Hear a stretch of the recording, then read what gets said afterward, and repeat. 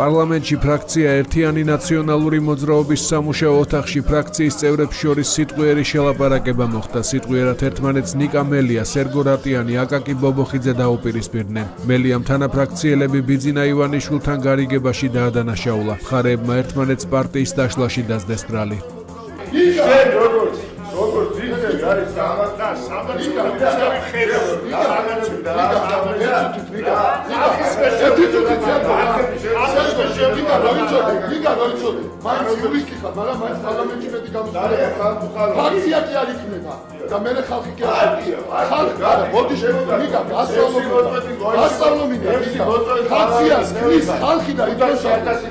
ვიცი, ნიკა,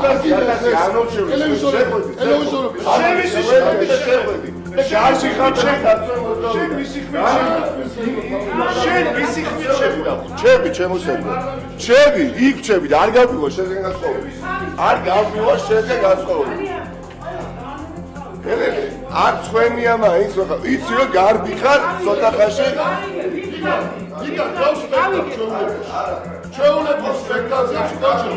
ოჩე, ადიც სახიობი დავა. ადიც სახიობი დაგაგასა შენი სახიდა. იკა, ისეთ სიტყვას მე დაგასარი და თქვი რომ მოგვიწევ შეიძლება. ოღონდ, ბოლომდე ვიბრძოლებ იკა მანამდე, რომ შენ რომელსაც ოფლი არ აქვს დაგვილი ნაციონალური მოძრაობის შეფერდა და მიშამ სააკაშვილის არ არის მარტო ეგ პარტია, უამრავ ადამიანს ოფლი ჩაგუწევია და სისტემა. ვერ დაგიტოვე.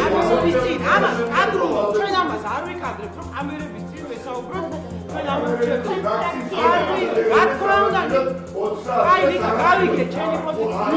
გავიგე, ნიკა, ლოგიკა მაინტერესებს შენ.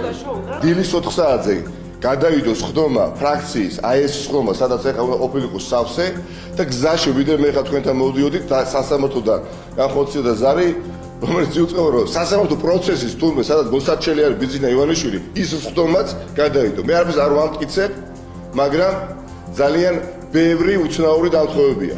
ამიტომ მე ძალიან ეჭვი მეპარება, ძალიან დიდი ეჭვი მეპარება იმაში, რის საფუძველზეც გადაიდო ეს სხდომა.